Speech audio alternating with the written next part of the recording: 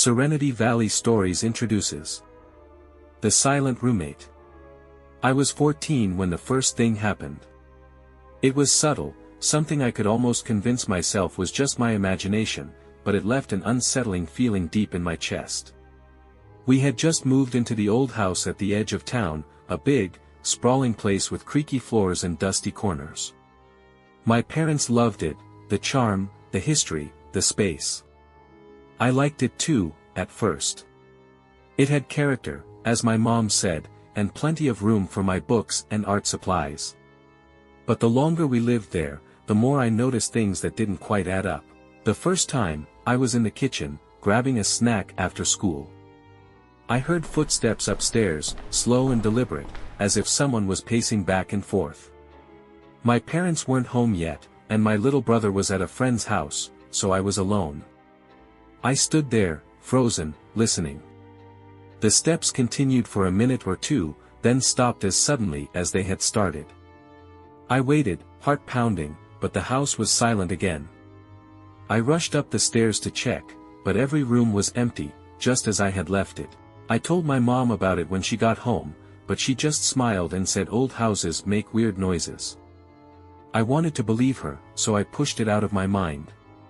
The second time, it wasn't footsteps. I was in my bedroom, late at night, trying to finish a book by flashlight. My parents were strict about bedtime, but I was too engrossed to care. The house was quiet, everyone asleep, when suddenly the temperature dropped. It was like someone had opened a window, letting in a blast of icy air. I pulled my blanket tighter around me, but the cold seeped into my bones, making me shiver. Then I noticed it, the closet door, which I always kept closed, was open just a crack. I stared at it, holding my breath, feeling that same sense of unease. Slowly, the door creaked open wider, inch by inch, until it was fully open. My breath caught in my throat, and I bolted out of bed, flipping on the light.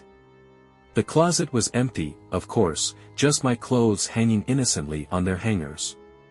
But I couldn't shake the feeling that someone, or something, had been in there, watching me.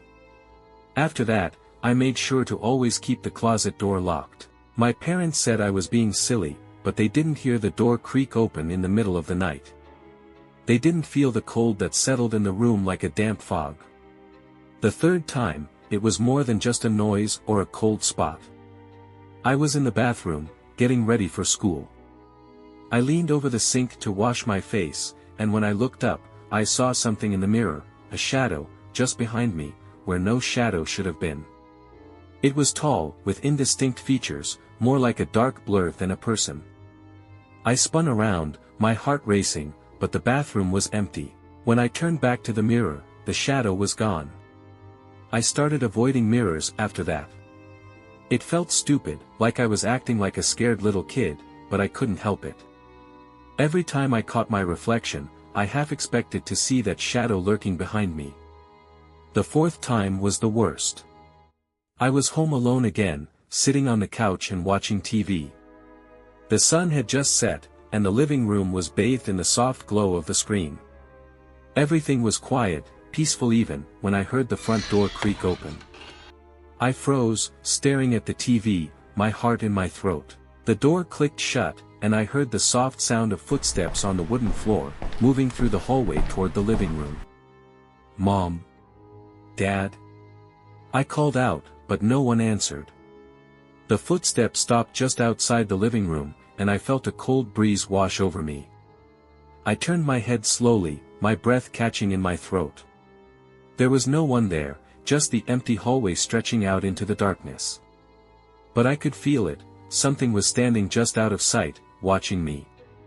I grabbed the remote and turned off the TV, plunging the room into silence. For a moment, everything was still, and I thought maybe it was just my imagination playing tricks on me. But then, from the corner of the room, I heard it, a soft whisper, too faint to make out the words, but unmistakably human. I bolted from the room, running up the stairs to my bedroom, where I locked the door and huddled under my blanket, shaking. I stayed there until my parents came home, but I didn't tell them what happened. What could I say? That the house was haunted? They'd just tell me I was being dramatic, that I was letting my imagination get the better of me, but I knew what I had heard. What I had felt. Something was in the house with us, something that didn't belong. The fifth time was when I finally learned the truth.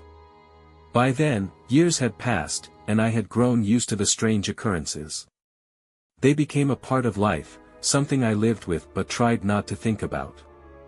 I was 16, and my parents were planning to remodel the house. They wanted to tear down some walls, open up the space, make it more modern. But when the contractors started their work, they found something unexpected, a hidden room, sealed off behind a wall in the basement. Curious, we all went down to take a look. The room was small, barely more than a closet, and filled with dust and cobwebs. But there was something else there, too: old, faded photographs, and a newspaper clipping, yellowed with age.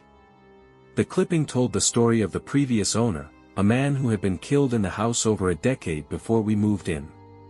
His death had been ruled an accident, but the details were vague, and there were rumors that something more sinister had happened.